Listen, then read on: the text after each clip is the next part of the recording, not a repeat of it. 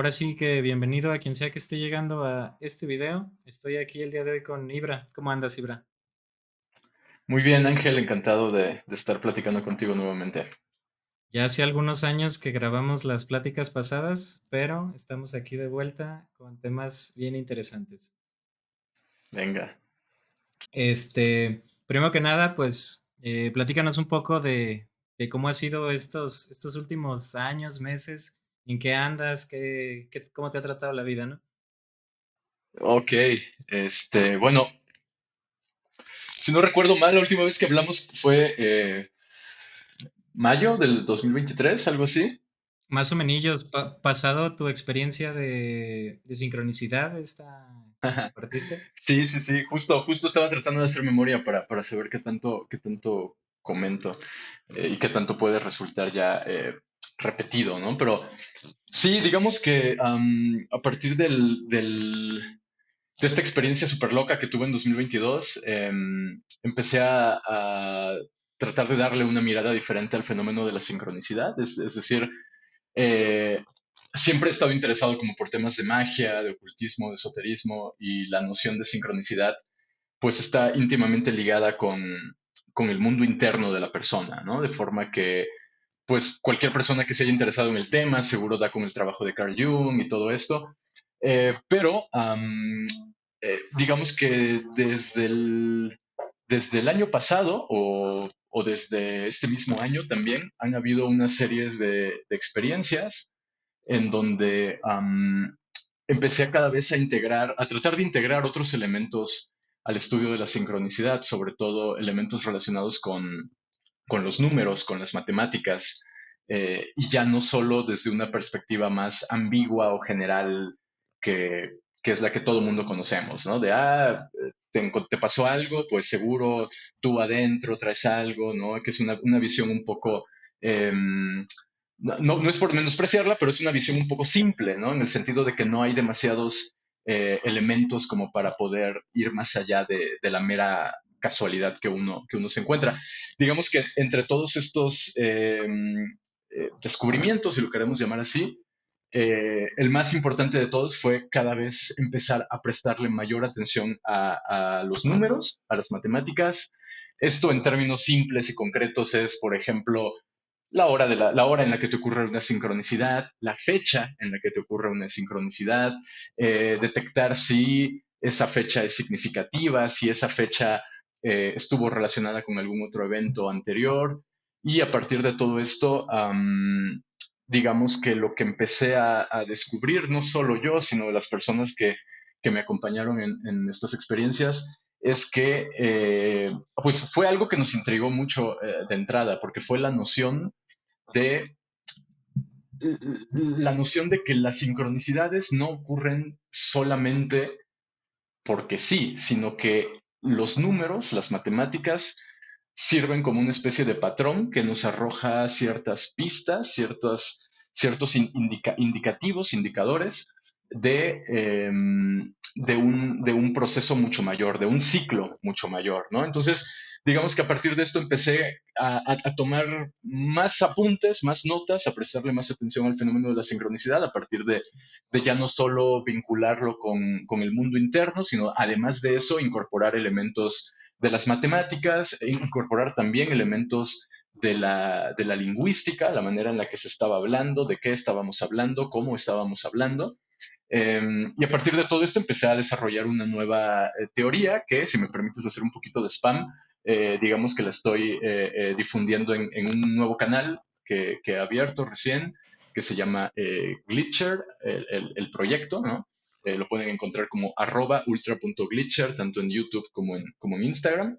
Y bueno, apenas he liberado un episodio, pienso que van a ser 4 o 5, donde voy a dar más detalles de toda esta teoría, de toda esta hipótesis, quizás es más correcto llamarla así. Y pues bueno, digamos que eso es en lo que he estado enfocándome, ¿no? En un estudio de la sincronicidad un poquito más riguroso, que considere elementos lingüísticos y que considere elementos también matemáticos. Bastante interesante porque como dices, en estas aproximaciones o por lo menos cuando inicias en estos caminos como que te dicen ah, sí, pues te pasó por algo, ¿no? Y ya te dices, ah, pues por algo, ¿qué será ese algo, no? Y sí vi, de hecho, uno de los temas que traíamos preparado era precisamente hablar de esto de los glitches. Qué bueno que lo introduces, digo, las personas que estén interesadas, pues ahí está el canal directo de Ibra, pero ¿podrías expandir un poco más este tema para dar contexto de lo que quieres? Digo, ya dijiste que lo estás estudiando un poco más, pero ¿por qué glitch y por qué todo esto? Claro, claro. Bueno, voy a dar una probadita, ¿no? Una embarradita, digamos, del tema, pero también con el aprecio de que me estás haciendo esta entrevista, pues también voy a comentar algunas cosas que todavía no están ni siquiera publicadas en el canal, porque ahora mismo estoy de viaje, no estoy en mi casa, entonces se me ha hecho un poco difícil grabar nuevos episodios.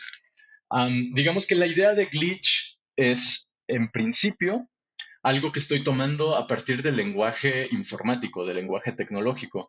El concepto de glitch viene justamente de la jerga de la ingeniería y surge como un término para describir ciertos fallos, principalmente en las tecnologías relacionadas con la comunicación.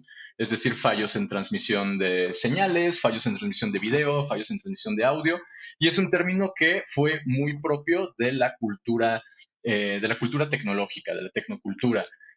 Justo otras culturas un poquito más underground relacionadas con esto, como la cultura cyberpunk, por ejemplo, lo retomó, ¿no?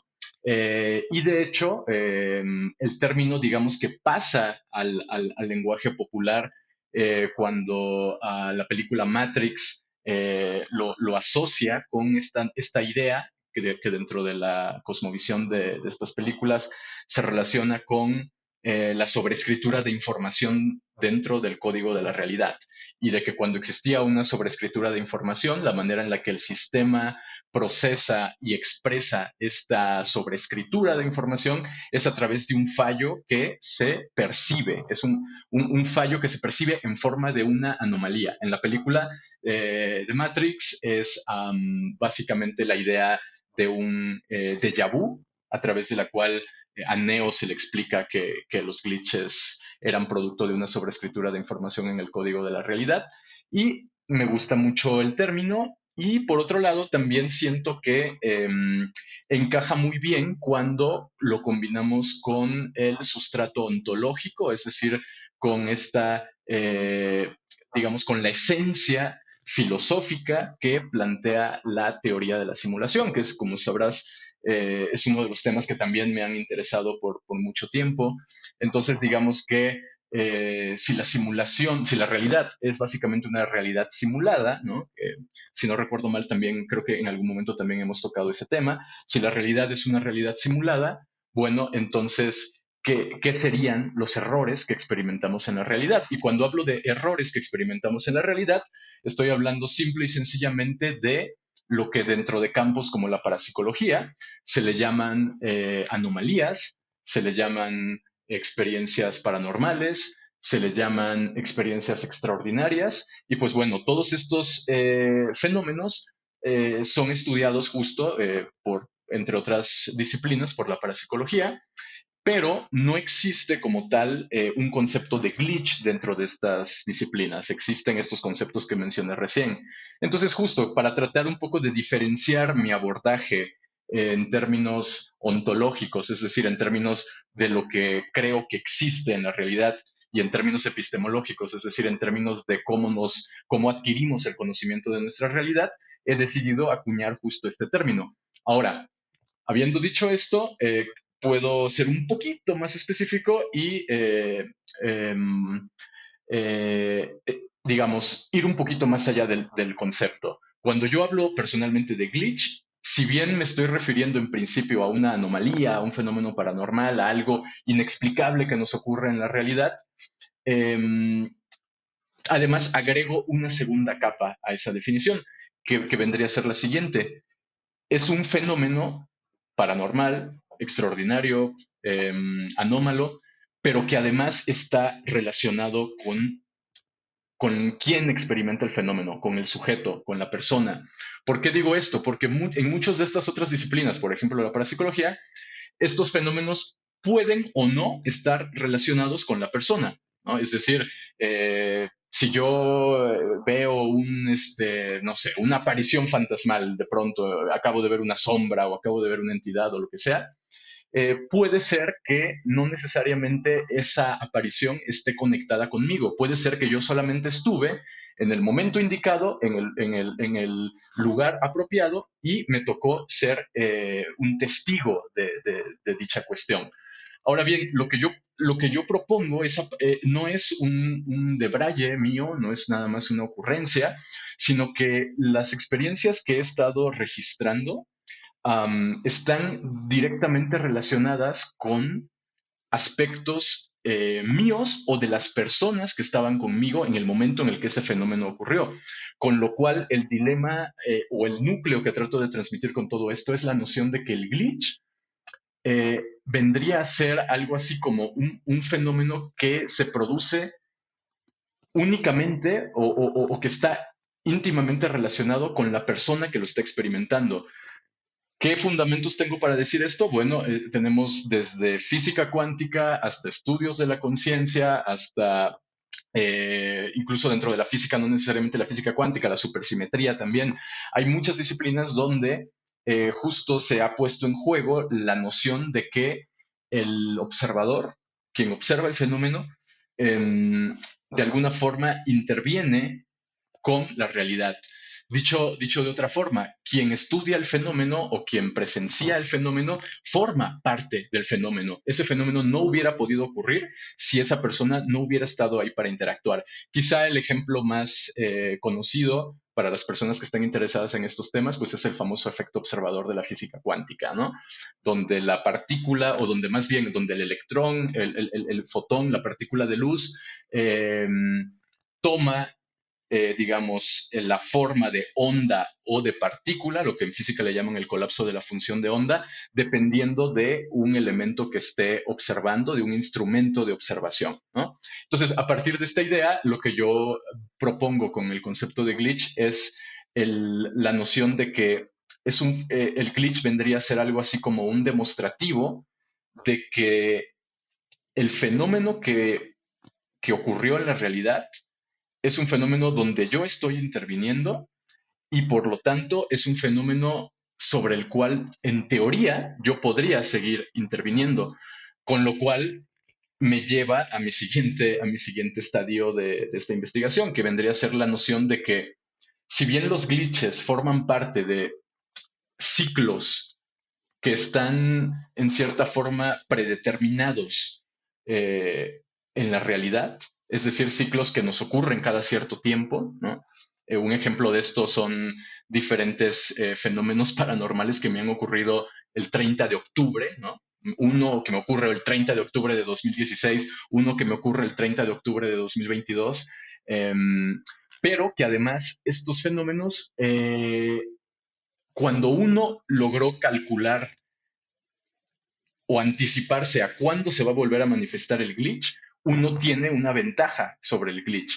Y esta ventaja es la que estoy tratando de, digamos, metodizar, poniendo la palabra entre comillas, a través de un proceso en donde el individuo, el sujeto, la persona, el mago, el psiconauta, como le queramos llamar, puede adelantarse a que el fenómeno ocurra, sobreescribir información jugando un poco en términos del lenguaje de Matrix y de esa manera afectar futuros glitches que se manifestarán en la realidad.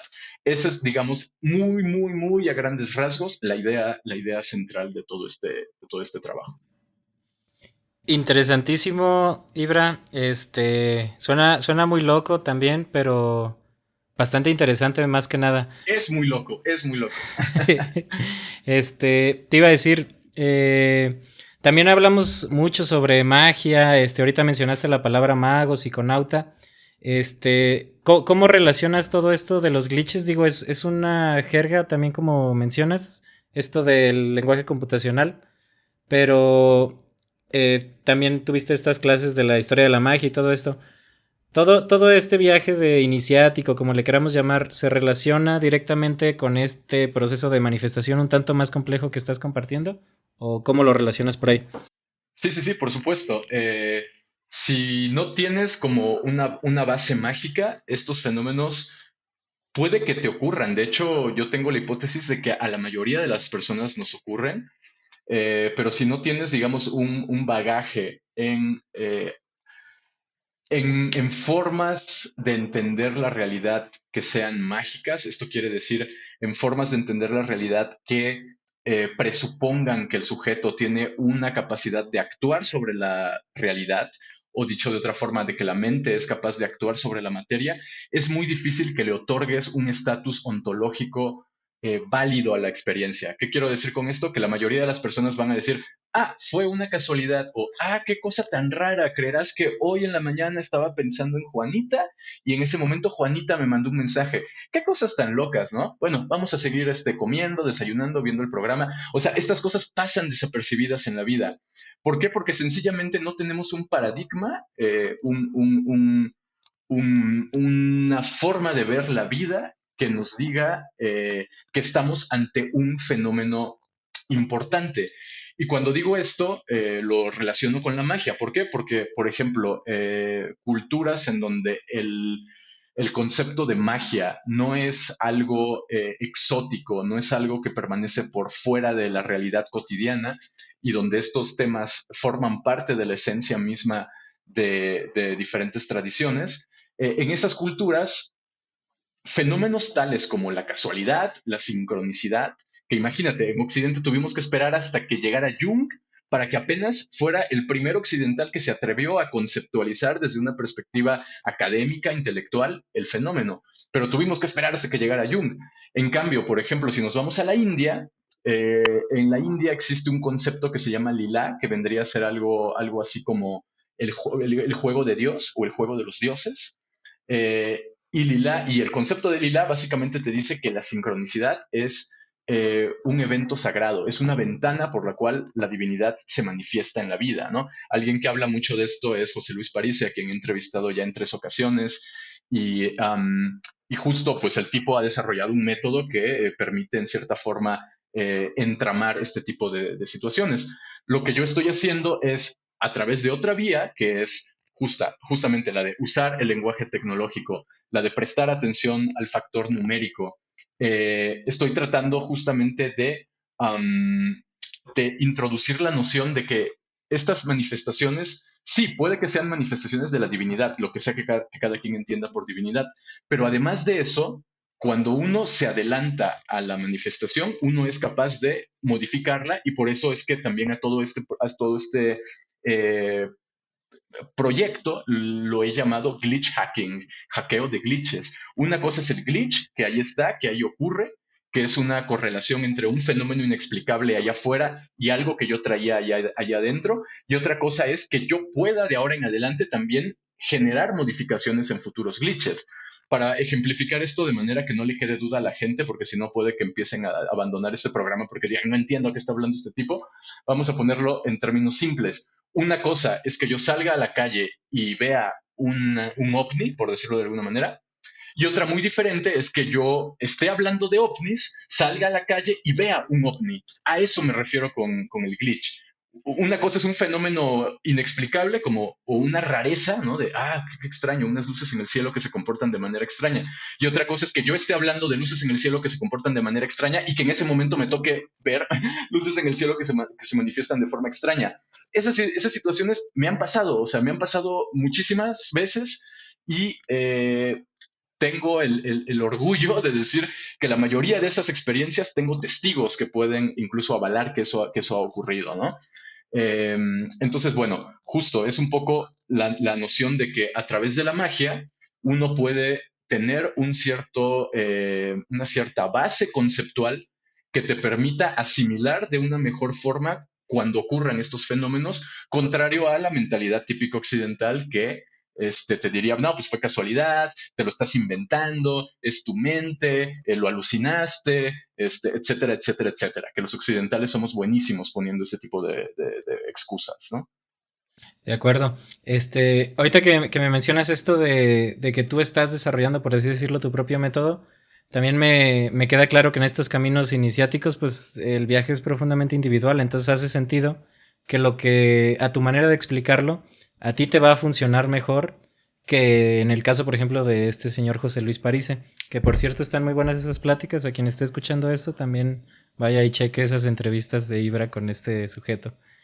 Sí, no, no, de hecho, o sea, si yo no hubiera tenido, digamos, no solo París, o sea, yo también he estudiado con Juan Pablo Rey, de la Escuela Aurum Argentina, que es otro gran maestro en misticismo y en espiritualidad, y justo todos estos bagajes, lo único que, o no lo único, pero digamos que una de las cuestiones más importantes que he aprendido es justamente a interpretar la realidad de una forma diferente a como se interpretaría ordinariamente. A partir de eso es que uno debe, porque también es la obligación personal de cada quien, debe destilar, debe impregnar su propia esencia en lo que uno crea y por eso pues también estoy creando, digamos, todo este proyecto. No me gusta, quizá método no fue la mejor palabra, ¿no? Porque no es como tal un método, todavía está en desarrollo. Apenas hace unos días me volvieron a pasar otras cosas locas que me hicieron reconfigurar aspectos de este trabajo. No es un trabajo terminado.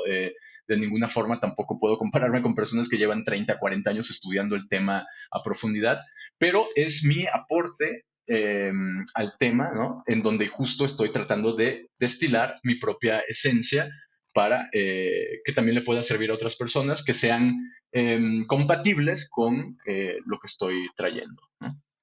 Claro.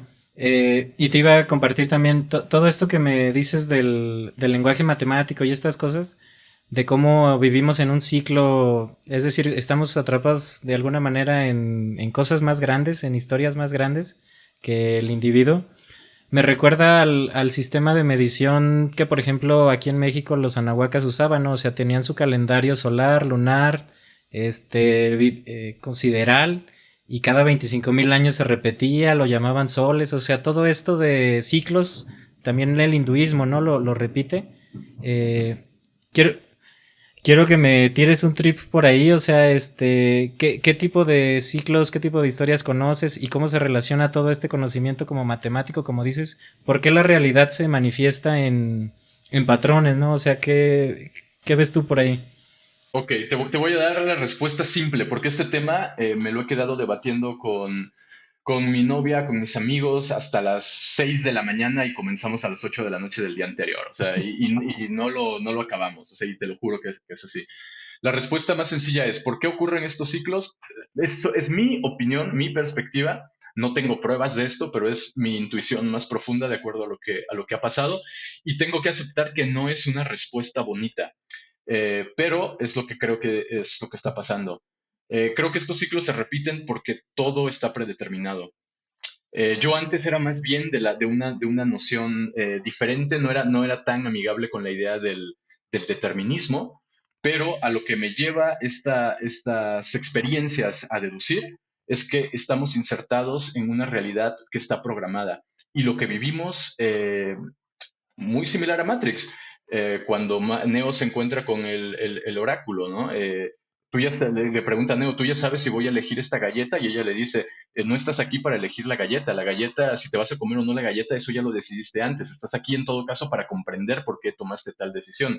Creo que es un poco así, creo que somos carritos en una carretera en una pista de Hot Wheels que ya se activó y ya está predeterminado qué es lo que va a hacer el carrito. Y ese circuito de donde el carrito da vueltas es básicamente el patrón de larga data.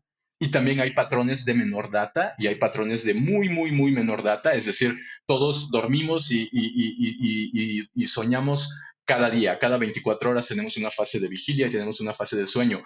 Así como nosotros tenemos ese ciclo que tiene 24 horas, el planeta, el sistema solar, la galaxia, bueno, llegamos a estos ciclos como por ejemplo el de los mayas de 25.625 años, o tenemos los yugas en la India, tenemos el calendario azteca, tenemos los calendarios mayas, tenemos por ejemplo otro sistema calendárico que también se convirtió en un sistema oracular, que es por ejemplo en China el famoso I Ching. El I Ching fíjate, ¿cómo son las cosas? Te voy a contar esto, eso ni siquiera lo he contado en Glitch porque lo descubrí hace muy poco tiempo. Eh, eh, el único, bueno, tú sabes que yo soy fan de Terence McKenna, ¿no? Y he dado muchas charlas de Terence McKenna y es uno de mis pensadores favoritos. Es un genio el tipo, fue un genio. Eh, el único libro que yo no había leído de Terence McKenna es un libro eh, donde él habla de el I Ching y justamente lo relaciona con una teoría que él desarrolla que se llama The Time Wave Zero Theory, ¿no? La teoría del tiempo cero. Yo había leído todos los libros de Terence McKenna, Food of the Gods, donde habla de la teoría del mono dopado, The Archaic Revival, que es como un compendio de diversas charlas, pero yo nunca había leído justamente el libro donde habla eh, de la teoría de Time Wave Zero. Bueno, hace poco, por casualidad, como tiene que ser, porque si no, no es magia, tiene que llegar a través de una sincronicidad, bueno, descubrí que básicamente la teoría de la Time Wave Zero de Terence McKenna es en esencia lo mismo que yo estoy desarrollando en Glitch, con la pequeña diferencia de que la teoría de Terence McKenna está aplicada en la cultura, en lo general, en la historia de la humanidad. Lo que hizo Terence fue básicamente a partir de un patrón que él detecta en los diferentes. El I Ching es un sistema, digamos, que se compone de 64 hexagramas, que son diferentes líneas que pueden estar cortadas o no, y que la suma de las líneas que uno hace en una tirada de hexagramas te va a dar una cantidad, una cifra numérica. Esa cifra numérica, tú te vas al libro del I Ching y hay una leyenda que te dice qué significa ese hexagrama en específico o esa combinación de hexagramas en específico. Bueno, Terence McKenna, a partir de detectar este patrón en el I Ching, lo que él hace es crear o llega a un algoritmo, digamos así, a partir del cual él lo vuelve el lenguaje computacional y él crea, digamos, un programa, un software, en donde él básicamente inserta a través de una línea temporal diferentes acontecimientos históricos, la aparición de la agricultura, los griegos, la caída del Imperio Romano, las guerras mundiales, etcétera, etcétera, etcétera. Y a partir de eso, analizando el pasado, él lo que hace es aplicar el algoritmo de Li Ching y eso le completa la serie, lo podemos imaginar como una trayectoria, ¿no? Como estos problemas que nos ponen en la escuela, ¿no? De cuando estás en matemáticas, ¿no? Si fulano está saliendo a tantos kilómetros de distancia y en su carro va a tal velocidad, ¿en qué momento pasará por donde yo estoy, ¿no? Bueno, es esa misma lógica, básicamente. Y cuando McKenna lo extrapola al futuro, la fecha que le da el algoritmo es 21 de diciembre de 2012, la misma fecha que daba el calendario maya. McKenna lo interpreta como la famosa singularidad de la que hablan los futurólogos, los futuristas, ¿no? Ray Kurzweil y toda esta gente que habla de la famosa singularidad, un momento en el que el humano y la máquina, el humano y la tecnología llegará a un punto de indiferenciación tal que será imposible reconocernos de las máquinas, ¿no? Esto lo podemos extrapolar a la teoría de la simulación, lo podemos extrapolar a la realidad aumentada, lo podemos extrapolar a un montón de cuestiones. Ok, McKenna lo hizo a través de lo cultural, de lo general, de lo masivo. Lo que yo estoy haciendo con Glitch es algo muy, muy, muy parecido de verdad, pero no en lo general, sino en lo personal. Esa es la principal diferencia. La otra diferencia es que el modelo matemático que yo estoy usando no estaba o no está propiamente basado en el I Ching. No obstante, en octubre, en agosto de este año, un amigo me regala el libro, el I Ching, y empiezo a encontrar una similitud brutal, brutal, brutal, brutal entre el I Ching y lo que estoy desarrollando, al punto tal de que hoy en día estoy considerando también integrar eso como parte de la variable matemática que tengo que considerar o el algoritmo que debo de implementar para hacer el hackeo de glitches. ¿Por qué? Porque el hackeo de glitches es una fecha en el futuro. Es decir, yo he tenido varias sincronicidades en el pasado. A partir de la aplicación de una fórmula matemática con mis sincronicidades en el pasado, yo soy capaz de conocer dónde termina la trayectoria de ese glitch. Es decir, yo obtengo, al hacer la ecuación, lo que yo obtengo es una fecha futura.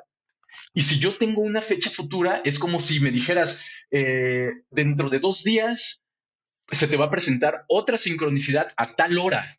a tal minuto incluso, porque el grado de precisión es de minutos, ya no solamente de días o de horas, ¿no? Terence McKenna se quedó en días, 21 de diciembre de 2012.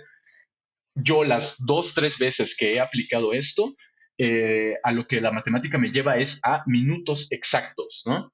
Entonces, un poco esa es la idea, ¿no? Tratar de, quiero ahora implementar el I Ching como parte de este proceso matemático. Lamentablemente, mis conocimientos en matemática no son muy buenos, hasta ahí llega mi capacidad técnica, pero he tenido la fortuna de que recientemente he conocido justo a matemáticos, a gente con doctorado en estos temas que se dedica a estudiarlos de manera rigurosa y justamente pues estoy considerando también expandir un poco esta parte matemática para integrar esas cuestiones. Interesantísimo. Aquí tengo es un tarotcillo de los simbolitos de I Ching. Aquí vienen los hexagramas. Bastante interesante también. Te quería preguntar, ya que estamos en estos temas, esto del I Ching se me hace bien interesante y en general, mi madre un tiempo, a mi madre también le interesan de repente estos temas un poquito más, yo digo más básico, pero pues también hay gente bien clavada y hay gente que nomás le gusta de repente, ¿no? Le interesó mucho la astrología china y la astrología china se relaciona tanto con el I Ching como con la acupuntura y todo esto. Tengo una vecina que hace acupuntura y me gusta ir ahí a que te ponga las agujas y me platica, no sé, por ejemplo, el otro día me puso una aguja en la rodilla y me dolió mucho y me dijo, andabas haciendo corajes, ¿verdad? Y yo, Simón. O sea, como que hay puntos de donde sale y se libera esta energía según ellos y se relaciona también con el I Ching. Te quería preguntar, porque no he encontrado fuentes de donde investigar un poco más al respecto, tanto de I Ching como de astrología china. ¿Conoces alguna fuente, algún libro interesante? No solo el I Ching como tal, conozco que lo puedes comprar e interpretarlo. Pero ¿de dónde sale? O sea, ¿cuáles son las bases y de dónde salen estos simbolitos? Porque también en la serie esta de los tres cuerpos, ahí se ponen a hacer su I Ching y todo eso. Y yo, no más, el I Ching. Eh, a ver, Mira, échame. te sugeriría que te remitieras al trabajo de Terence McKenna, donde habla del I Ching, porque justo el libro se llama The Invisible Landscape, el paisaje invisible. Yo no he leído el libro, o sea, a mí me regalaron el I Ching en agosto y descubrí estas cosas en agosto, septiembre, es decir, apenas anteayer, por decirlo de alguna forma. No me he clavado tanto a leerlo, pero sí estuve, digamos, investigando un poco el patrón matemático que Terence descubre analizando el I Ching. Y hay cosas muy, muy raras. No te puedo hablar de la historia del I Ching. No sé si viene de Confucio, no sé si viene de algún emperador de alguna dinastía china. Tengo entendido que por ahí es la historia, pero no soy un conocedor. Y si alguien que está escuchando esto y sabe del tema me escucha decir cualquier estupidez, el que va a quedar en mal soy yo. Entonces, no te podría dar otra referencia más que ese libro de McKenna. Tampoco soy fan como de los oráculos como tales, pero desde que empecé a trabajar en Glitch estoy entendiendo que la idea del oráculo puede estar justo relacionada como servir de una especie de puente entre el psiquismo de la persona que hace la tirada y el patrón matemático que la persona que ideó ese sistema oracular en específico logró plasmar a través de toda la dinámica en la cual se mueve el sistema oracular. Eh, Justo con respecto al problema de los tres cuerpos, claro, cuando ellos están haciendo estos movimientos, ellos lo que están haciendo es básicamente un movimiento muy similar al movimiento de los hexagramas. Y es súper interesante que la idea que se introduce en la serie, he comenzado a leer el libro, no a leerlo, tengo el audiolibro, lo estoy apenas empezando. Es un librazo, mucho mejor que la serie, sin duda.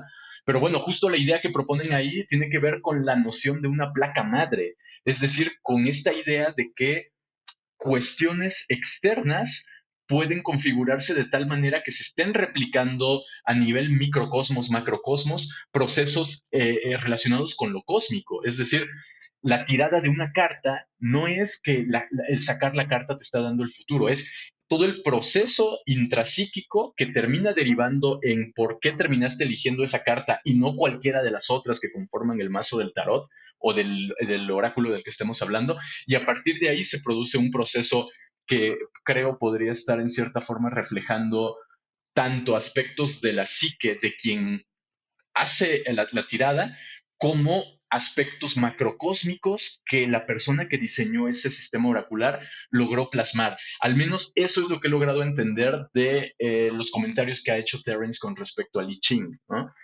También es cierto que hay muchas críticas de parte de matemáticos duros hacia el algoritmo que desarrolla Terence, y por eso mismo es que antes de tratar de implementar esto en mi propio trabajo, quiero asesorarme de gente que sea profesional en el tema y no hacer cualquier estupidez, porque también es cierto que hay muchos sistemas numerológicos, ¿no? Sistemas donde, sí, si veo las 11:11 significa tal cosa, si vi las 3:33 tal cosa. Honestamente, de acuerdo a lo que he investigado y experimentado, no es como tal así.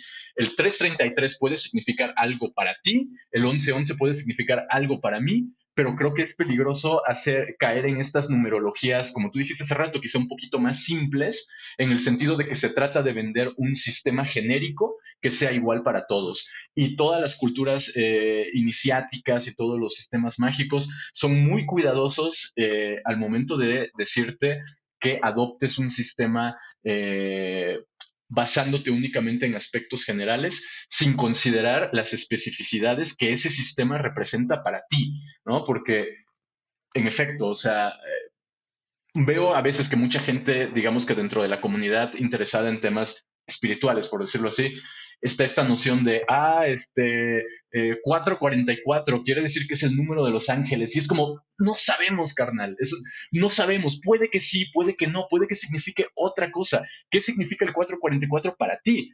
¿No? O sea, que cuando viste ese 444, ¿qué estabas pensando? ¿En qué situación estabas experimentando?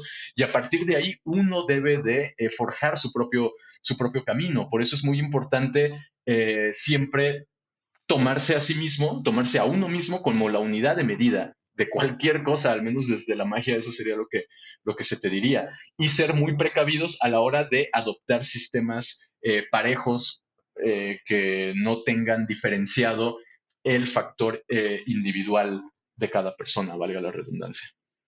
De acuerdo.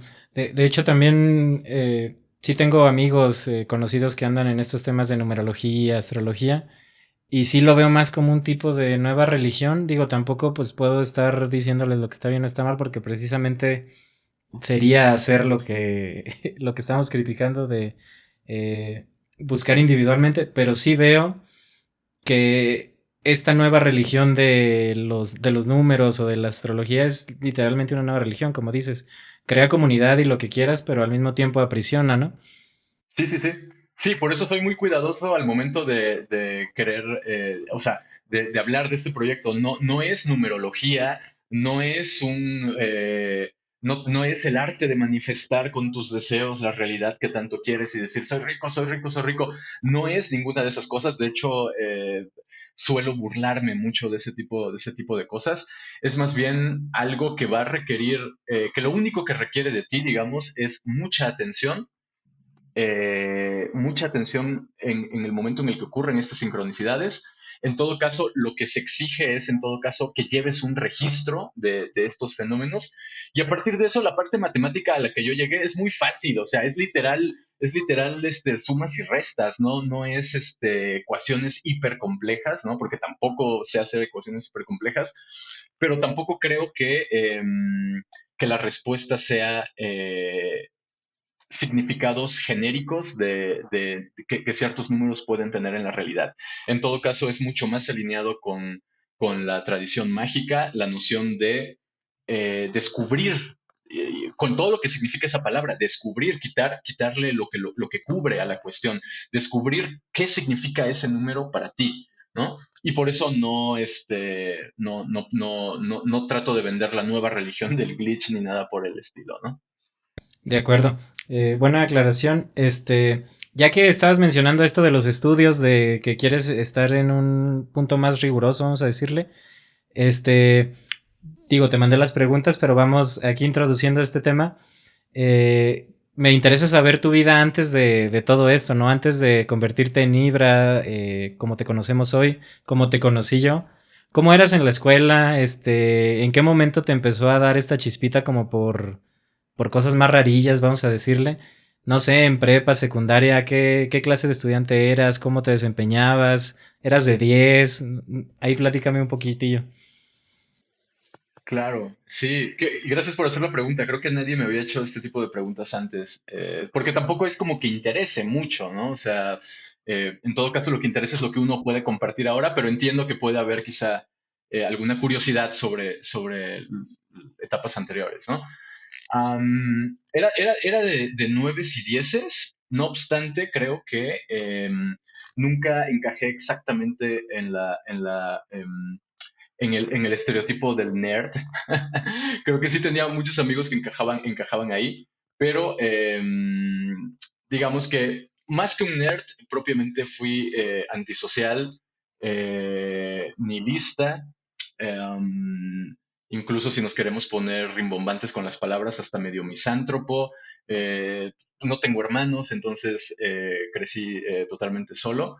No tenía muchos amigos, por ahí dos amigos muy cercanos en la primaria, dos amigos muy cercanos en la secundaria, pero de esas amistades que vas perdiendo con el paso del tiempo, que se cambian de ciudad o te cambias tú de ciudad y pierdes el contacto. Eh, entonces sí, no sé, era un bicho raro, ¿sabes? O sea, como alguien con quien no se socializaba mucho, permanecía yo al margen de las cuestiones, pero digamos que siempre tuve un interés por el tema, ¿no? El interés, digamos que con el tiempo lo entendí, porque curiosamente enfrente de mi recámara, toda mi vida lo que tuve enfrente fue una escuela gnóstica, precisamente, donde estaba un mural enorme de Abraxas, el dios uno de los dioses gnósticos, ¿no? Que representa tanto al bien como al mal en una misma entidad, ¿no? Entonces, con el paso del tiempo he entendido así de, oye, vaya, qué loco, ¿no? O sea, lo que estuvo enfrente de mi cara todos los días cuando levantaba y veía por la ventana era un mural de Abraxas. Después lo cambiaron y pusieron la cara de Samael Aun Weor, el tipo que creó una escuela secta, digamos, de gnosticismo. Y eso me lleva al siguiente punto, que es, digamos, cuando me empecé a interesar en serio por el tema. Bueno, y aquí, eh, digamos que lo interesante es que mi familia fue víctima de una secta de un brujo espiritualista trinitario mariano. Es una secta de canalizadores. Y yo, por azares del destino, terminé viviendo 6 meses en casa de un brujo y fui atacado energéticamente por esa persona y puedo decir también con orgullo que yo le regresé un golpe mucho peor a esta persona. Después me enteré también en qué acabó esta persona, pero digamos que yo ahí tenía 17, 18 años, ¿sabes? Y tuve que batirme con un brujo profesional que se dedicaba a quitarle dinero a las personas y a lavarle el cerebro a la gente, ¿no? Entonces, digamos que a partir de esa experiencia, ya no me quedó ninguna duda de que todo este otro mundo existe, de que las guerras espirituales son pan de cada día, y lo que siguió de eso fue justamente experimentar de primera mano los estados mágicos a través justamente de experiencias psicodélicas, en donde ya no era combatir con un brujo simplemente como respuesta automática de defensa, sino en tratar de aprender aspectos más teóricos, históricos, filosóficos en torno a la magia, ¿no? Entonces, si me preguntas concretamente de dónde viene este interés, bueno, de que terminé viviendo en casa de un brujo maldito y tuve que batirme a duelos mágicos con él durante los sueños, básicamente. Ok, interesante. Este, también te iba a preguntar al respecto sobre... Yo tengo aquí unos libros de fantasía, me gusta mucho leer fantasía y también he visto que compartes, por ejemplo, El Señor de los Anillos. Yo no he leído como tal El Señor de los Anillos. Ahorita mencionaste también el problema de los tres cuerpos. Eso sí me los eché los tres, están buenísimos, por cierto. Este, pero entiendo, o bueno, por lo menos en mi caso, leo estas cosas de fantasía y digo, así es como entiendo que funcionan estas cosas, ¿no? ¿Crees que hay relación, así, no sé si sea explícitamente de que los autores medio le saben al esoterismo y estas cosas, o simplemente es como una resonancia? ¿Qué conexiones has encontrado, por ejemplo, en la obra de Tolkien? Ahora sí que tú platícame por este lado.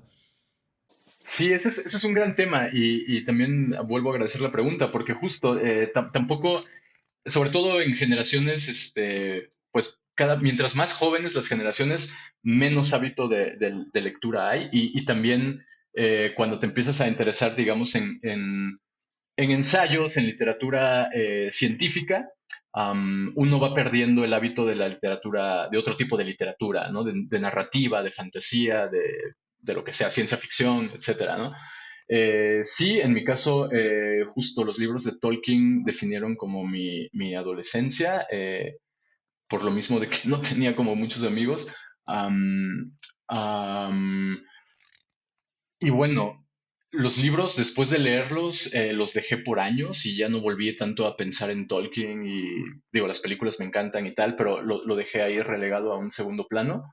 Pero digamos que con el paso del tiempo, particularmente los últimos 5 años, tal vez, me empecé a volver a interesar en este tipo de literatura, sobre todo ahí escuchando varias charlas de Juan Pablo Rey, que tiene incluso en YouTube, en su canal de Aurum Argentina. Eh, y pues bueno, digamos que lo que he encontrado en Tolkien es básicamente, o como yo lo interpreto, creo que Tolkien en cierta forma fue un, un espíritu que vivió otra época, que vivió otros universos y que muchas cosas quedaron almacenadas en su inconsciente y que él las plasmó a través de sus obras, porque contrario a lo que uno podría pensar, Tolkien no escribió las historias de la Tierra Media para hacerse rico o para ganar dinero. Él era un prestigioso profesor de literatura inglesa en Oxford, era un filólogo, es decir, una persona que estudia el origen de las palabras, y como tal tenía una cierta afinidad con el tema del lenguaje. Tolkien primero empezó en cierta forma a canalizar palabras, pero no solo las palabras, sino estructuras sintácticas, eh, digamos que todo el sustrato lingüístico que le da sentido a un determinado idioma. Él era un experto en todo eso y él empezó a crear primero los lenguajes de la Tierra Media y el Señor de los Anillos y posterior a eso crea las historias como una especie de contenedor en el cual esos lenguajes pudieran ser verosímiles, pudieran sonar naturales, ¿no? Ahora, lo interesante con Tolkien es que cuando tú profundizas en su vida, en su historia, descubres cuestiones tales como, por ejemplo, el hecho de que él toda su vida tuvo un sueño o más bien una pesadilla recurrente que era soñar con el hundimiento de la Atlántida. Tolkien soñaba con una isla a la cual la azotaba una terrible ola y la isla se terminaba sumergiendo en el fondo del mar. A partir de esto, él incluso crea una civilización dentro de la Tierra Media, que es el reino de Númenor, que está conformado por humanos que descienden de un medio elfo, medio humano, Elros, el hermano de Elrond, el padre de Arwen, para quienes vieron las películas. Eh, entonces, en cierta forma, Arwen, la esposa de Aragorn, la novia de Aragorn, es una especie de tía, ¿no? De Aragorn con muchísimas generaciones arriba. Y pues bueno, el punto es que a mi forma de entender, cuando Tolkien crea la civilización de Númenor en El Señor de los Anillos, él lo que está haciendo es, en cierta forma, plasmar lo que en su inconsciente había quedado como una especie de residuo tras el hundimiento de la Atlántida.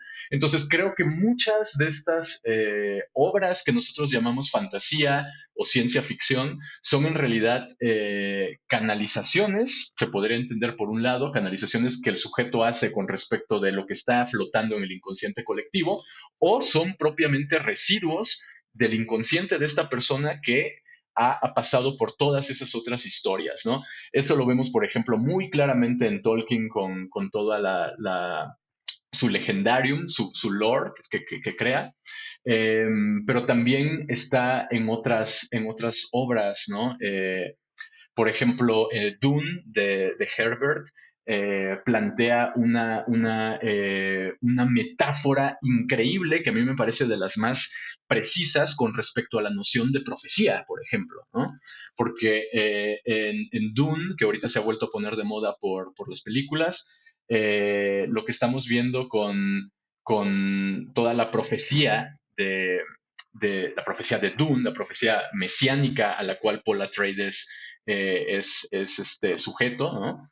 Te enseña algo fundamental que después, cuando estudias cuestiones tales como, por ejemplo, la vida de Cristo, descubres que ocurrieron exactamente igual. Es decir, a Cristo se le profetiza desde el Antiguo Testamento, así como eh, al Mesías de Dune se le profetiza por las Bene Gesserit desde mucho tiempo atrás, ¿no?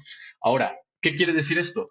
Que los personajes mesiánicos, o una de las grandes enseñanzas de Dune es justo esa, los personajes mesiánicos no están eh, predichos por la profecía, es decir, la profecía no los crea a ellos, sino que ellos, al enterarse de la profecía, tienen que hacer todo lo necesario para que la profecía se ajuste a ellos y que puedan conducir eso para su propio fin. Fue exactamente igual en el caso del Nuevo Testamento con el tema de Cristo.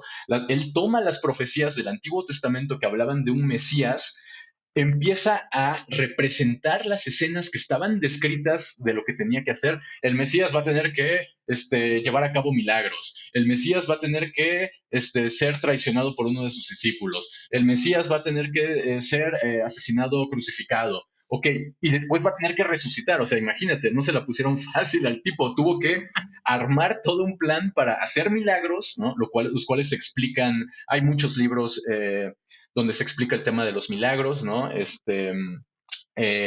propio José Luis París tiene un seminario completo como de 10 horas donde detalla en qué consistieron los milagros. Eran muchos eran trucos que se conocían en la región del Mediterráneo, ¿no? Volver agua al vino, pues claro, las jarras que se usaban en esa época tenían que estar curadas, tenían que tener una especie de barniz, porque si no el vino se absorbía. ¿Y qué pasaba si el vino se absorbía? Que tú volvías a echar agua arriba y la movías y volvías a echar el agua en las copas y el agua salía como vino. ¿Por qué? Porque era el vino acumulado en las jarras. Así prácticamente todos los milagros tienen una explicación lógica.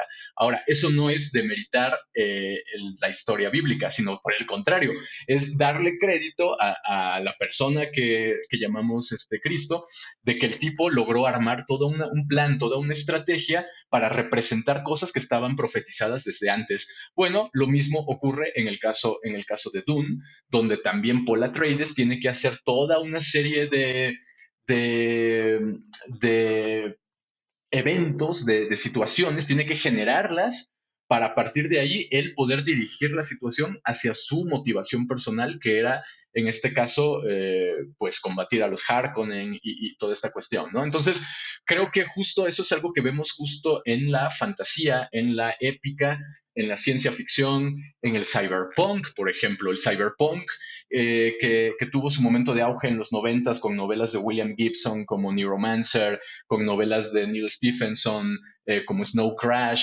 son en realidad novelas donde quién sabe por qué vía, por qué motivo, estos autores de alguna forma nos están advirtiendo sobre el tiempo que prácticamente es el que ya estamos empezando a vivir, con transhumanismo, con realidades aumentadas, con las nuevas cárceles virtuales digitales donde la conciencia humana podrá ser eh, sencillamente capturada. Ahora, por supuesto que hay cosas muy bonitas ligadas al transhumanismo, claro, sí, o sea, por supuesto, modificarte corporalmente, expandir tus posibilidades físicas, etcétera, etcétera, pero no olvidemos que todo eso está atravesado, como el cyberpunk mismo nos advierte, por corporaciones, por grandes aparatos gubernamentales, por grandes monstruos tecnocráticos que son finalmente quienes están en el control, dominio y posesión del aparato tecnológico que permite o no acceder a todas estas tecnologías. Entonces, creo que la literatura fantástica, la literatura de ciencia ficción, la épica, tienen grandes enseñanzas para nosotros, pero tendemos a demeritarlas sencillamente por esta idea de que es ficción, ¿no? Otro grande del tema que no puedo evitar mencionarlo cada vez que sale el tema de la literatura de ciencia ficción es Philip K. Dick. Philip K. Dick, directamente ahí sí te puedo decir por qué el tipo hacía lo que hacía. Philip K. Dick tenía tanto un problema de esquizofrenia y por otro lado el tipo le encantaban las anfetaminas. Y si algo tienen las anfetaminas y los nootrópicos en general, es que de alguna forma, y esto te lo puedo decir hasta por experiencia propia, las anfetaminas están muy relacionadas con los fenómenos paranormales. Es como si habláramos otra vez, trayendo esto de nuevo al lenguaje tecnológico. ¿Has escuchado o te es familiar el concepto de overclocking dentro del mundo del gaming, por ejemplo?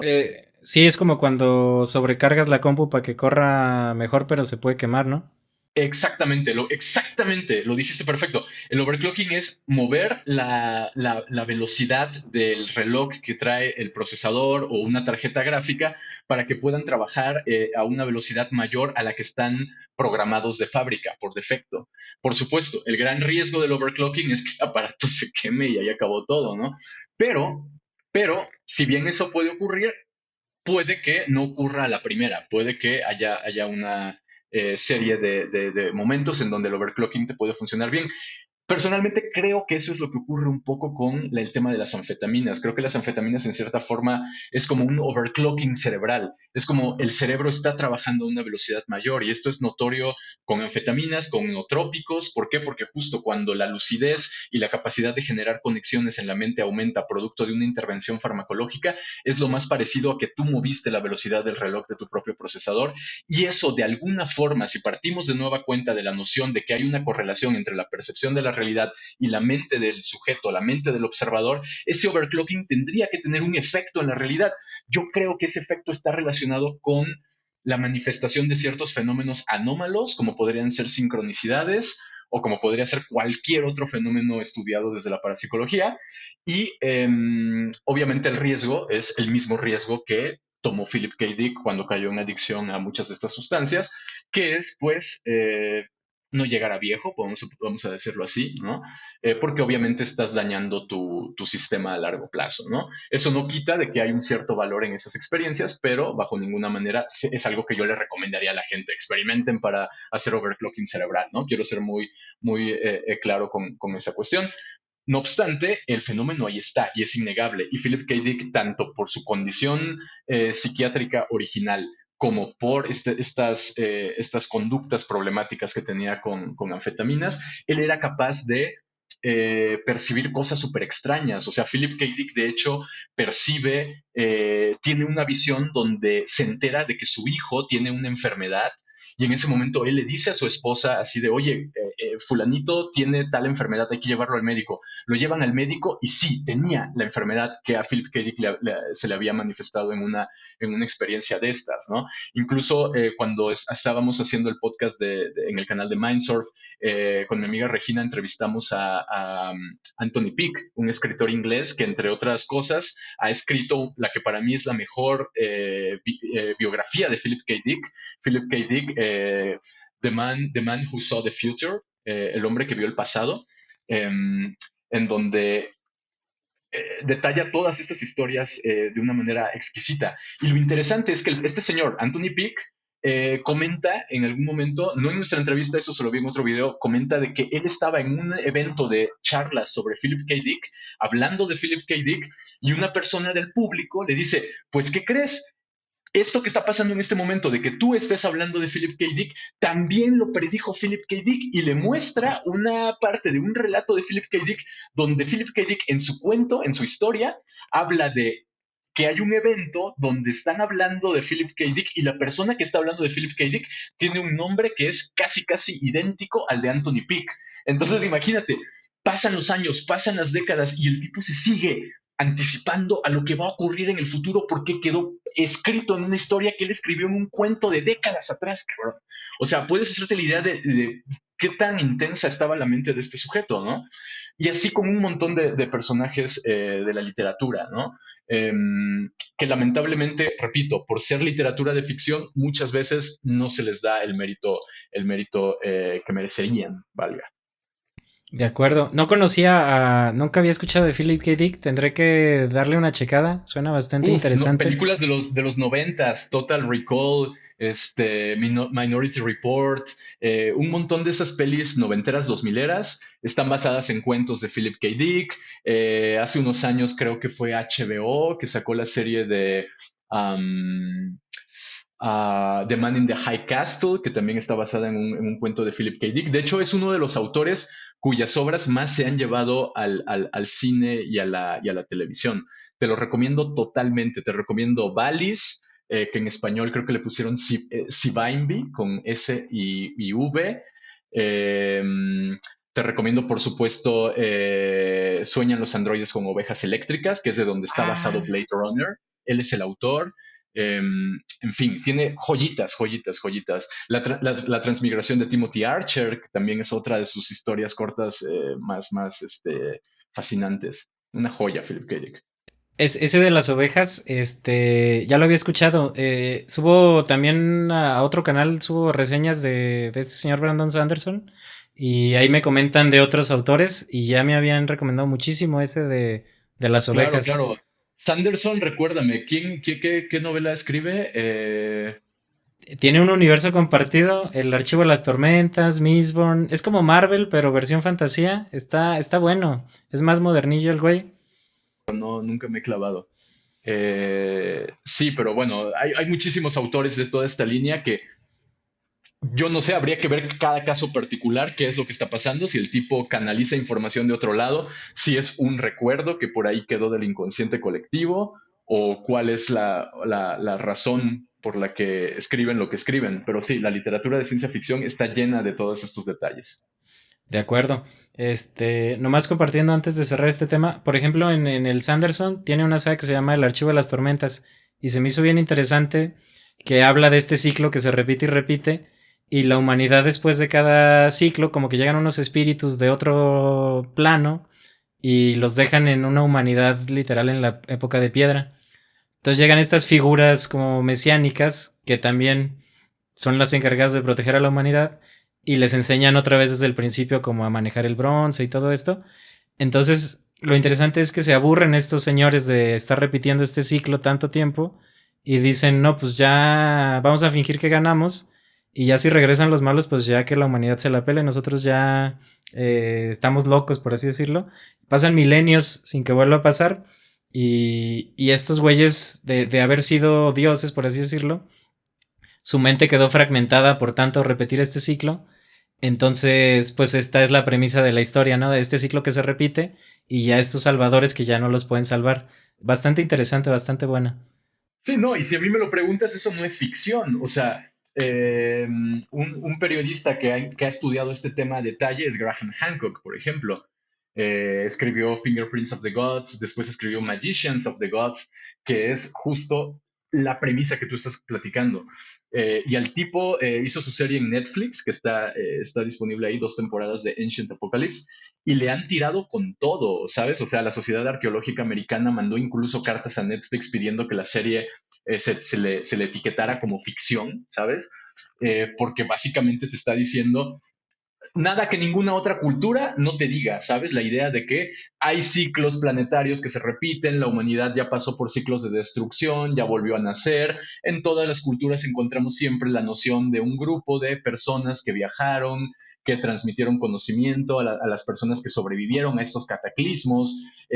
Diferentes mitologías te hablan de cataclismos por fuego, cataclismos por agua. Existen más de 200 mitos repartidos alrededor del mundo que hablan acerca del famoso diluvio. En la propia Biblia tenemos el famoso diluvio del arca de Noé, ¿no? En el Chilambalam tenemos también una noción de diluvio. Hay un montón de pueblos indígenas se declaran como surgidos a partir de los restos o de la destrucción que quedó de apocalipsis anteriores, de destrucciones, de cataclismos anteriores. Y a este tipo le han tirado con todo a Graham Hancock. Yo incluso he visto a gente súper profesional, con doctorados, gente erudita en muchos temas, que tienen un pavor a cualquier noción de una historia anterior, más grande, más lejana a la que normalmente conocemos, que básicamente nuestra historia, carnal, es aparecieron los sumerios y ya al ratito ya tenemos grandes civilizaciones y todo este pedo tiene unos cuantos miles de años.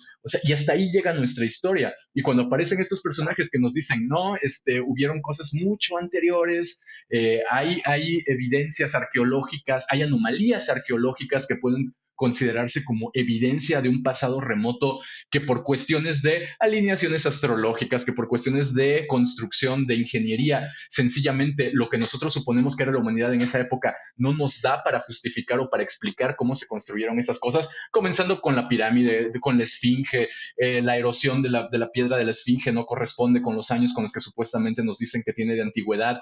Evidencia dura, carnal, ni siquiera es como que una medium canalizó a los maestros ascendidos y te dijo que las pirámides, no, erosión de piedras, sencillamente datos de ingeniería por los cuales sabemos que no se pudo haber construido de la manera en la que se coincide y en la que nos dicen, y cuando aparecen estos personajes que nos dicen, hey, pues mira, si recopilamos todas las anomalías alrededor del mundo y tratamos de unir los cabos sueltos, una posible explicación a todo esto es que la humanidad ya fue destruida en reiteradas ocasiones y que este grupo de personajes, estos dioses tal y como los de Sanderson que platicas, viajan y aparecen tanto en Egipto, tanto en las islas del Pacífico, tanto en América, y enseñan a la civilización cuestiones tales como la agricultura, cuestiones tales como disciplinas mágicas, conocimiento astrológico y por ende conocimiento astronómico.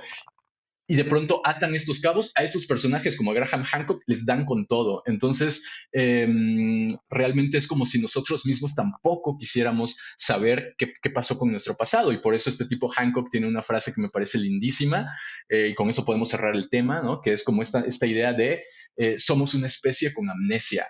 No conocemos nuestro pasado, ¿cómo carajos vamos a tener claro por qué estamos destruyendo el mundo como lo destruimos? ¿Por qué tenemos tantas guerras? ¿Por qué estamos haciendo las cosas porque pareciera a propósito para complicar toda nuestra existencia? Bueno, porque somos niños que perdimos la memoria, estamos extraviados, no sabemos quiénes somos, no sabemos de dónde venimos, por ende tampoco podemos saber a dónde vamos. De acuerdo, de acuerdo. Buena frase. Y ya habíamos comentado de Hancock y sí me puse a investigar más al respecto. Bastante interesante para la gente que esté por aquí. Vayas a checar todo lo que comparte porque es buena información. Ya que estamos hablando sobre literatura, nos pasamos un poquito sobre a literatura y ocultismo. Tuviste un curso sobre la historia de la magia y estas cosas. Ahí estuve en algunas sesiones. Te quería preguntar, en tu investigación, ¿cuáles son los autores que más, no sé, por ejemplo, Aleister Crowley, Madame Blavatsky, ¿quiénes son los que más te gustan? ¿Por qué? ¿Y qué valor crees que tiene todo este como estudio ocultista, compartir esta literatura, no? Claro, bueno, comenzando de la última pregunta a la primera, el valor de todo esto o el valor que tiene como interesarse en esta literatura es un poco lo que hablábamos al inicio del programa. O sea, como occidentales no tenemos marcos de referencia para entender la magia, mucho menos marcos explicativos para aplicar la magia, ¿no? Entonces, realmente todos estos personajes que han aparecido a lo largo de la historia son valiosos en el sentido de que cada uno aporta diferentes cuestiones. Habiendo dicho esto, puedo también decir la otra parte que es como su contraparte de lo anterior. Si bien es muy valioso todo lo que uno puede aprender de estos personajes, eh, también la mayoría de los magos, la mayoría de los ocultistas, a ver, igual aquí también habría que hacer una aclaración, o sea, eh, la magia es, digamos, un término genérico para hablar sobre el arte de afectar la realidad a partir de una combinación de elementos intrapsíquicos, es decir, elementos simbólicos, pensamientos, ¿no? Ideas, emociones, y trasladarlos a lo externo, a la realidad. Para eso se utiliza un puente. ¿Cuál es el puente que nos permite pasar cosas de lo intrapsíquico a lo externo? La palabra. Por eso el famoso abracadabra, que significa yo creo como hablo. De ahí viene la noción de un hechizo. El hechizo se habla, ¿no? De ahí viene la noción de un encantamiento, ¿no? En inglés es to cast a spell, ¿no? O sea, pronunciar un hechizo, ¿no? Te está hablando de pronunciar, ¿no? Entonces, eso es básicamente la magia. Ocultismo es, digamos, una parte de la magia que consiste en utilizar conocer y utilizar las leyes ocultas de la naturaleza o del universo a tu favor, ¿no? De ahí, del ocultismo tenemos las ciencias ocultas, que serían, ahí tenemos las mancias, la astrología, los oráculos, la adivinación, que ya son técnicas, son líneas de especialización. Serían como estudiar la carrera, ¿no? La magia, ¿no? Y después las especializaciones, bueno, tú eres un mago, está la magia roja, que es la que trabaja con sangre, con sacrificios, con esas cosas. Está la magia negra, que es lo que le llamamos comúnmente brujería. Está la magia blanca, que es la que busca trabajar con ángeles y con maestros ascendidos y ta, ta, ta. Todas tienen pros y tienen contras, ¿no? Digamos que la única regla principal dentro de la magia es no joder a nadie, no meterte con nadie, no querer manipular a nadie.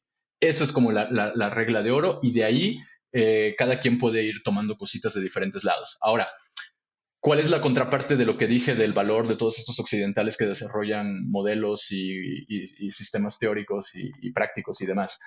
Que también es cierto que un mago, eh, el mago trabaja con energía.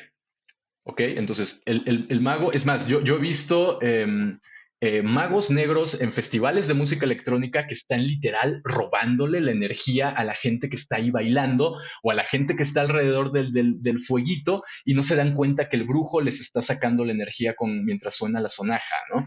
O sea, esas cosas pasan, son súper comunes. ¿Por qué? Porque muchos magos, sobre todo la gente que carece de ética personal, lo que son en el fondo son traficantes de energía. Es gente que roba energía, las guarda en un contenedor muy poderoso, por regular una piedra de poder, algún mineral. Los minerales son buenísimos para almacenar energía porque los minerales anteceden a los demás reinos, al animal, al vegetal. O sea, las piedras han estado aquí, carnal, desde los dinosaurios. Las piedras no nacieron ayer. Entonces las piedras son minerales súper poderosos para ese tipo de cosas. Los magos trafican con energía, se encuentran con otro mago y negocian, intercambian energías. Vete al Amazonas y te vas a dar cuenta de que existen guerras mágicas entre maestros yajeceros, entre maestros ayahuasqueros, ¿no?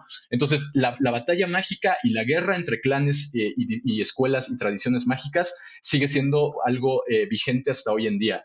Entonces, ¿por qué digo esto? Porque justo muchos de estos personajes, el propio Crowley, por ejemplo, Crowley era un degenerado, era un pervertido. Crowley hizo cosas asquerosas que no voy a mencionar acá, pero hizo cosas asquerosas y cualquier persona que se mete a investigarlo lo va a encontrar. El tipo murió con sífilis, o sea, ahí te estoy dando una pista, ¿no? Entonces, todos los magos, por lo regular, el gran desafío al que se encuentran es no convertirse en drenadores de energía. Los magos, esa es una cuestión ahí que hay que tomar en cuenta. Entonces, o crean escuelas donde eh, se deidifican, ¿sabes? O sea, se ponen en un lugar casi casi de divinidad, o directamente roban energía a sus alumnos para crear cuerpos energéticos en el astral, a donde ellos después puedan transmigrar una vez que el cuerpo físico muera, o los utilizan, o incluso muchos otros magos también entran en temas políticos, porque no olvidemos que la geopolítica, la gobernanza mundial, un montón de estos temas que podrían estar más bien relacionados con cuestiones militares o políticas, etcétera, tienen su origen o tienen su trasfondo en las guerras que existen entre sociedades secretas. Las sociedades secretas inglesas estaban en guerra con las sociedades secretas alemanas. Ahí te estoy dando una pista de las guerras mundiales. Las sociedades secretas francesas llevaron a magos y brujos de África al Caribe. Ahí te estoy dando una pista de la santería. O sea, todo un montón de fenómenos culturales, sociales, militares, etcétera, bélicos, están fundamentados en las guerras mágicas entre personajes. Entonces, habiendo dicho eso, estoy tratando de establecer una cierta medida precautoria para cuando uno se interese por estos temas, es interesarte, estudiar, aprender, pero tener muchísimo cuidado al momento de ingresar a una escuela mágica. Entonces, todos estos personajes justo que yo fui mencionando en este curso del que hablaste, justo lo que yo traté de hacer es como extraer qué es lo que podemos aprender de este personaje y cómo podemos aplicarlo de una manera más o menos ética. ¿A qué me refiero con más o menos ética?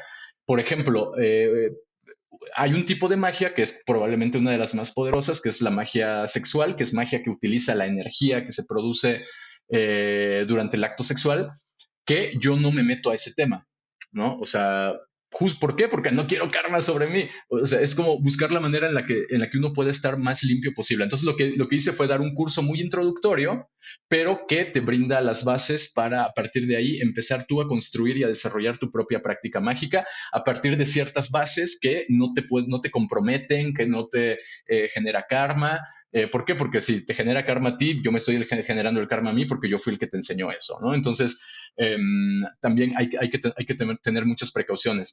Y muchos de estos personajes, pues lamentablemente, cayeron en todas estas cuestiones, ¿no? Sobre todo dentro de lo que se le conoce como la mano izquierda, ¿no? Porque hay una mano derecha y hay una mano izquierda. La mano derecha podríamos decir que es la apolínea, ¿no? Es una magia mucho más centrada en el sacrificio, en la autopreservación de la energía, ¿no? Pero que tiende a tener mucho miedo a entrar a cuestiones tales como los estados alterados de conciencia. Entonces, a mí tomo cosas de la mano derecha, pero también necesito cosas de mano izquierda porque son ellos quienes experimentan con estos otros estados. Entonces, digamos que voy tomando un poquito de mano izquierda, mano derecha. Obviamente es como el tema de la política, cuando la gente le dices, ah, eres de izquierda o eres de derecha, y luego no va a faltar el que te diga, no, es que eso ya no existen esas divisiones entre izquierda y derecha. Bueno, si tú vas con muchos magos, también te van a decir lo mismo, es que ya no existe la división entre mano izquierda y mano derecha dentro de la magia. Pero incluso cuestiones tales como la política y mano derecha y mano izquierda en política está muy relacionado con mano izquierda y mano derecha desde la magia, porque justo grandes magos, grandes ocultistas y sobre todo sus sociedades secretas están inmiscuidas en las realezas europeas, están inmiscuidas en las sociedades secretas universitarias de los Estados Unidos como Skulls and Bones, de donde salen los Bush, por ejemplo. O sea, todo este tema está vivo, no es algo del pasado, no es algo del mago Merlín en la Edad Media en Inglaterra. Son cuestiones con las que hay que tener mucho cuidado de a qué le das tu energía y a qué no. Entonces, eso es lo que podría decir, por ejemplo, con respecto a estos personajes. Crowley, Blavatsky, todos ellos son muy valiosos, tienen grandes enseñanzas, pero también hay que tomarlos con pincitas, ¿no? Con muchísimo cuidado. De acuerdo, de acuerdo. Muchas gracias por esta aportación. Y pues ahí estén al pendiente por si Ibra vuelve a abrir otro curso de estos. Bastante interesante todo lo que nos Sí, comparte Ibra. el próximo año quiero justo dar uno, pero ya enfocando en el tema de sincronicidades, un poco vinculando el hermetismo y el gnosticismo con algunos de los descubrimientos que se han estado haciendo aquí con el proyecto de glitch hacking. Entonces será algo que combine ahí cuestiones herméticas, mágicas, con algunas cuestiones un poco más modernas. De acuerdo. Ahí estaremos al pendiente y ya sabes que pasando esta plática o en algún momento próximo, pues nos juntamos a platicar al respecto también. Este, ya para terminar ahora sí los últimos temas, justo curioso que ayer estaba platicando con un amigo que fue a una terapia, bueno, una sesión de ayahuasca, vamos a llamarle, hace como un año y me dijo, te quiero contar cómo me fue y la madre, ¿no? Y yo, bueno, pues hasta un año después se nos dio. Eh, que se encontró con unas entidades como extraterrestres y le empezaron a explicar, le empezó a hacer preguntas de por qué estamos aquí, el sentido de la vida y todas estas cosas. Y ahí le empezaron a soltar respuestas, ¿no? De que el amor y todo esto. Y se relaciona con una pregunta, un tema que ya nos habías compartido, porque también tengo otro amigo que en uno de estos encuentros con hongos se encontró con unos arlequines mecánicos medio raros y que dice que estaban medio tétricos. Entonces me recordó a muchas experiencias que tanto en grupos como he visto que tú compartes de estos reinos como que se presentan en estados psicodélicos. Y también me recordó que compartiste que había estudios al respecto, más sobre el reino de los reinos de DMT, creo que les llaman, y estas entidades.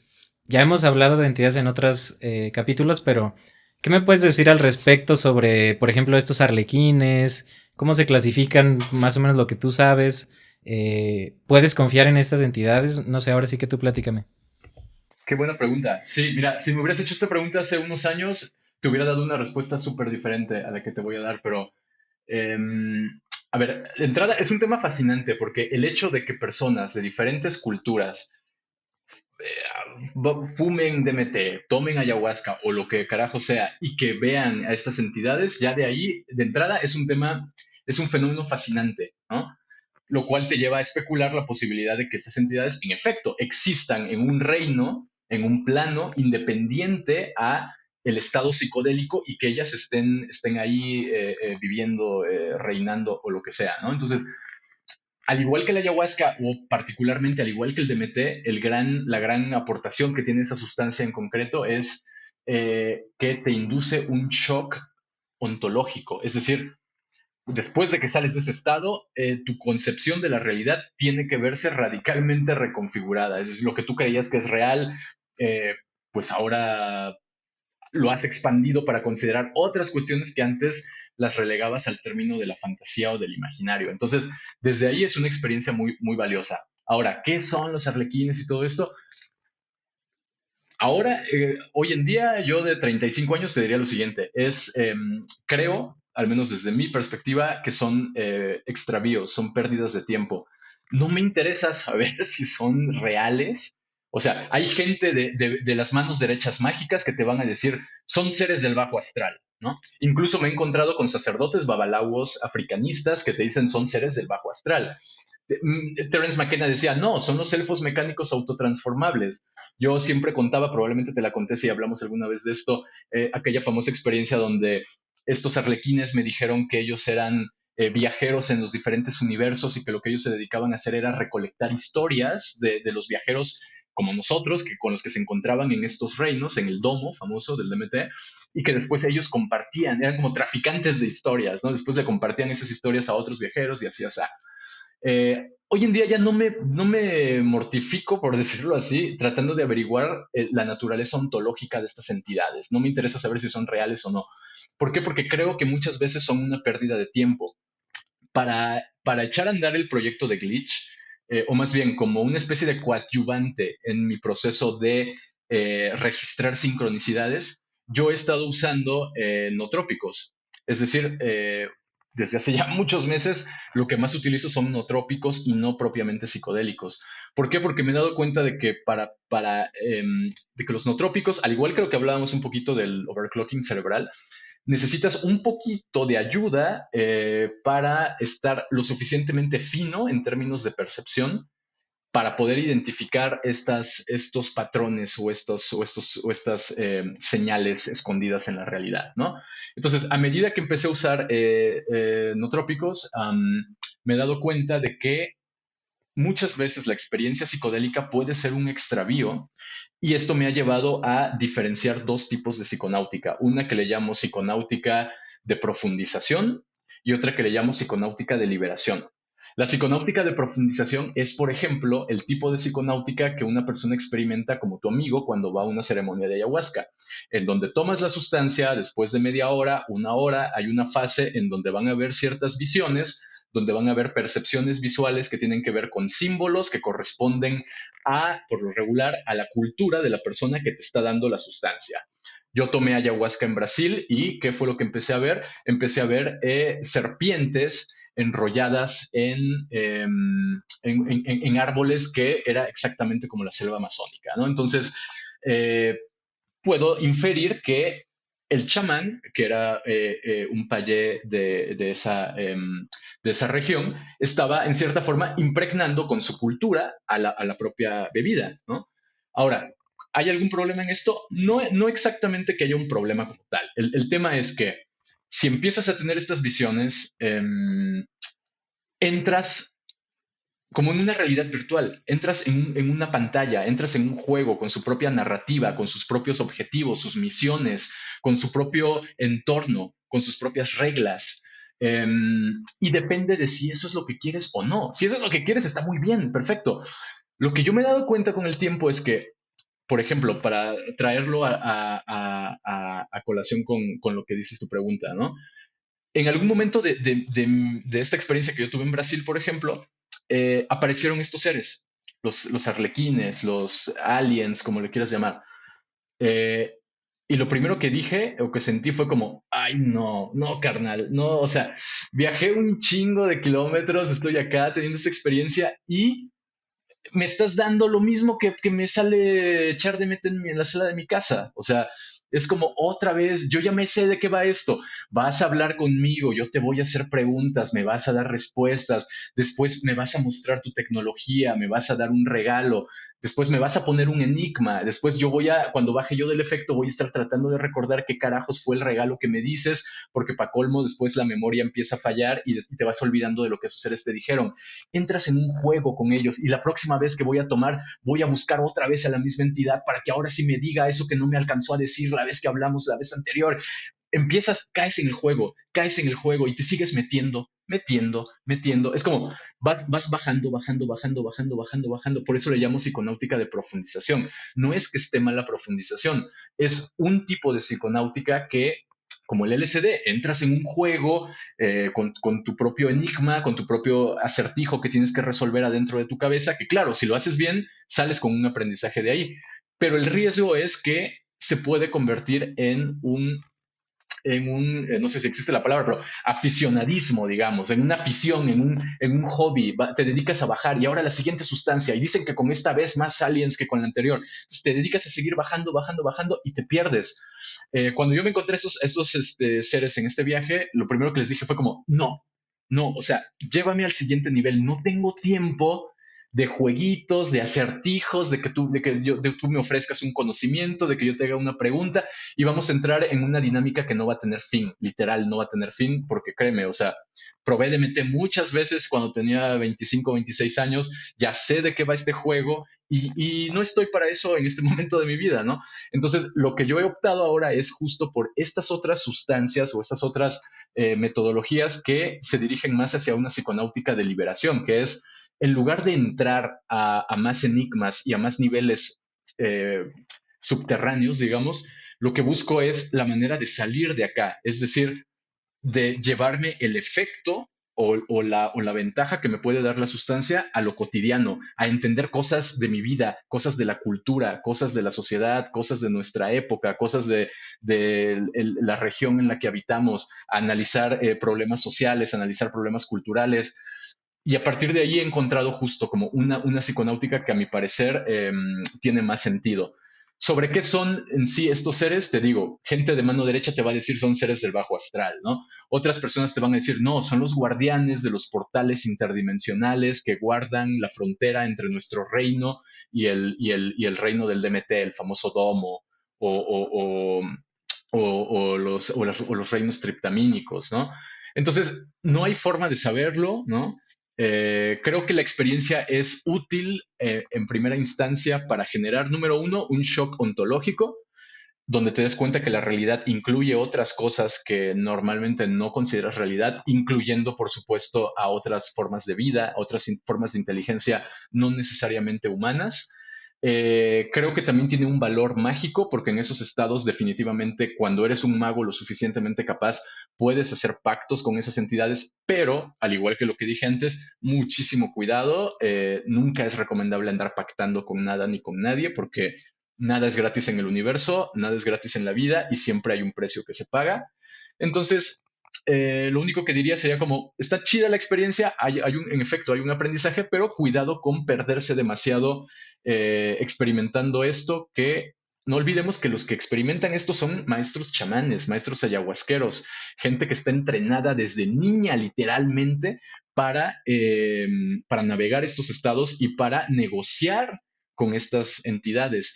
No van ahí para ver qué se siente o qué sé yo, ¿no? Entonces, cuando nosotros occidentales, mortales, comunes y corrientes, entramos en esos estados sin saber lo que un chamán o lo que un profesional de ese mundo sabe, muchas veces nos exponemos a ser embaucados, por decirlo de alguna forma, por estos seres, ¿no? Entonces, es lo que podría comentar sobre el tema y pues nada, espero que igual le funcione a quien escuche.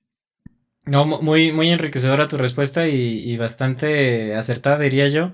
Siento que un tiempo se puso de moda los psicodélicos. Digo, yo también en mi vida un tiempo abusé, como dices, de que parecía que estabas descubriendo más cosas y en realidad era un enredo mental, una historia que te contabas, no sé. Exacto. Y siento que ahorita he visto que también tanto las ceremonias y todo esto se quitó de moda socialmente, o sea, nos hemos empezado a dar cuenta precisamente de estos peligros y personalmente también comparto lo que dices. De hace años que hacía, no sé, LSD cada 2 semanas, yo creo, si no es que más. Ahorita ya digo una vez al año, ya ves con mis amigos así de que nomás jijiji, jajaja, pero ya encontrarte con estas cosas raras y misterios y todo esto ya es un tiempo que ya pasó y me gusta que resuene esta respuesta que dices con este trip que traigo ahorita también. Bastante interesante. Eh, ya para terminar, última pregunta ahora sí, ahorita vemos si sale alguna otra, pero mencionas y mencionaste en la plática pasada y en algunas otras el crear una rebelión ontológica, que creo que también es algo de lo que hemos platicado todo este capítulo. ¿A qué te refieres más a profundidad con esta rebelión ontológica y qué beneficios nos puede traer si buscamos este camino? ¿Puedes recordarme un poquito el contexto en el que hice ese comentario? La verdad no me acuerdo muy bien de como tal, pero estábamos hablando de que si era una prisión esta realidad o si era una simulación. Me hablaste del enigma de los gnósticos, de que si estábamos aquí como para liberarnos o con todo este poder, ¿por qué estamos aprisionados? Y Claro, entonces me mencionaste este término. claro, claro, claro. Ok, sí, justo te lo preguntaba un poco para que yo también supiera exactamente en qué contexto te lo dije, porque puede significar muchas cosas, pero ya que me das esta clarificación, claro, tiene que ver con lo que mencioné recién de los dos tipos de psiconáutica. Una psiconáutica que es hacia adentro, ¿no? Ya ves que incluso en el argot hippie, New Age espiritual está esta cosa de la verdadera salida es hacia adentro, ¿no? Y tal. Y sí, hay una dosis de verdad en eso, por supuesto, no voy a decir que no, pero la liberación es hacia afuera. O sea, la salida, la propia palabra te lo dice, la salida es hacia afuera. Liberación ontológica sería en este contexto, básicamente, rebelión ontológica sería básicamente escapar de del control del demiurgo. El demiurgo nos controla, o sea, el demiurgo para los gnósticos era el falso dios que crea esta realidad. Y el demiurgo no solo opera en la realidad a través de la materia. La materia es, por supuesto, quizá uno de los ladrillos más fuertes con los cuales está construida su prisión. No obstante, la materia, y esto lo estudian, por ejemplo, los chinos a través del I Ching, la materia responde al tiempo, es decir, el tiempo donde nosotros vemos la finitud de la materia es a través del tiempo, ¿no? Cuando te pasan los años, te surgen arrugas, cuando pasan más años, te mueres, y cuando pasan más años, tus huesos se hacen polvo. Es a través del tiempo, en realidad, y no propiamente de la materia, sino que la materia está supeditada al tiempo, es a través del tiempo que nos damos cuenta de que estamos atrapados por el demiurgo. Entonces, en cierta forma, si estoy en lo correcto, la rebelión ontológica vendría a ser básicamente la... la liberación de este plano demiúrgico. ¿Cómo nos liberamos de este plano demiúrgico? Bueno, aquí comienza lo interesante, que muchas tradiciones mágicas, muchas sociedades secretas que a nivel filosófico se colocan en una posición diametralmente opuesta al demiurgo, te dicen que precisamente tienes que escapar del tiempo demiúrgico. Y esto se conecta directamente con el inicio de nuestra charla. Se conecta con la idea de la sincronicidad. La sincronicidad en ciertas líneas mágicas sería tú oponiéndote a los designios del demiurgo. Una rebelión ontológica es esencialmente eso, es rechazar el designio del demiurgo y pasar tú a crear, en todo caso, tu propia prisión. Es decir, los seres humanos nunca podemos estar libres de ninguna prisión. Hay una película buenísima que refleja esta enseñanza que se llama Revolver, que es de Guy Ritchie. Y esa película es increíble porque Guy Ritchie, el director, él fue esposo de Madonna. y Madonna es una bruja cabalista. Y él hace esta película justo unos pocos meses o años acabando de divorciarse de Madonna. Es decir, él hace esta película como un acto mágico, como un ritual para liberarse de ella. Y la película, básicamente, el dilema que se plantea es la noción de que nunca podemos estar libres de la cárcel. Lo que podemos hacer, en todo caso, es elegir nuestra propia cárcel, rebelarnos contra la ontología del demiurgo que nos dice: estás sujeto a la materia, estás sujeto a tu ADN, estás sujeto a tu condena social, familiar, personal, etcétera, etcétera, etcétera. Y a partir de ahí empezar a construir, por decirlo de alguna manera, tu propia prisión. Y tu propia prisión es una manera un poco cínica de decirlo. En otras disciplinas es una liberación. La liberación, la cuestión es que se va a dar únicamente hasta que abandonemos la materia. Mientras no abandonemos la materia, estamos destinados a estar sujetos en mayor o menor medida a los designios del demiurgo. Cuando creamos una sincronicidad, cuando modificamos el tiempo del demiurgo, entonces estamos creando cosas nuevas. Ahora, ¿por qué digo que hay unas escuelas que plantean eso? Porque desde otras perspectivas, incluyendo, por ejemplo, esto que yo te comentaba hace rato del predeterminismo, pues incluso uno podría llegar a pensar que tal vez uno nunca se libera del demiurgo y que hagas lo que hagas, si descubres la manera de generar sincronicidades, también eso ya estaba estipulado por el demiurgo. Son ahí dos cuestiones que quedan al aire, ¿no? Para que cada quien eh, crea lo que quiera creer, ¿no? Yo últimamente me estoy inclinando a pensar más en esta segunda opción, pues, por lo que me toca experimentar. Pero lo que sí es cierto es que si hay una verdadera liberación y si hay una verdadera rebelión ontológica, eso se va a consumar tras el momento de la muerte física del cuerpo, porque es cuando realmente eh, tendremos o estaremos ante la oportunidad de evitar reencarnar y caer acá, o seguir estando insertados en este círculo sin fin, en el cual básicamente todas las culturas nos advierten que estamos atrapados. Un ciclo de reencarnación continua, eh, y del cual solo nos podemos liberar haciendo nuestra tarea en vida, para que cuando llegue el momento de la muerte no haya una reencarnación. Esto incluso los budistas muchas veces lo llegan a rechazar. De hecho, el propio concepto de bodhisattva en el budismo te habla de que los maestros, una vez que escapan del samsara, deciden regresar para enseñar a las personas. Eso está muy bien si de verdad lo decide la persona, pero si sigue siendo parte de un residuo y de una dinámica que te reinserta en este ciclo una y otra vez, entonces quizá no hay una liberación. La respuesta creo que yo no la sé, y creo que nadie que esté vivo te la puede decir a ciencia cierta, pero creo que por ahí va la idea de una rebelión ontológica: es oponerse al demiurgo, oponerse a los designios que operan sobre ti, sobre tu voluntad y sobre tu vida, y a partir de ahí empezar a construir algo propio. De acuerdo, Dibra. Muchas gracias por esta aportación. Y pues ahora sí que llegamos al final de esta conversación. Muy agradable, muy amena. Muchas gracias por estar aquí. No sé si te gustaría agregar algo más. No, pues agradecerte a ti, Ángel. Siempre es muy enriquecedora las conversaciones contigo. Y pues saludos a tu audiencia, invitarles ahí a que le echen un ojo al canal de Glitch.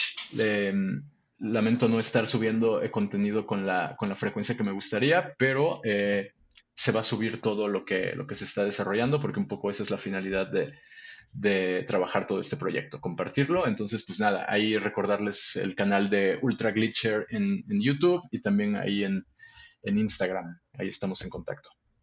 De acuerdo. De todos modos, los links van a estar en la descripción para quien esté escuchando esto.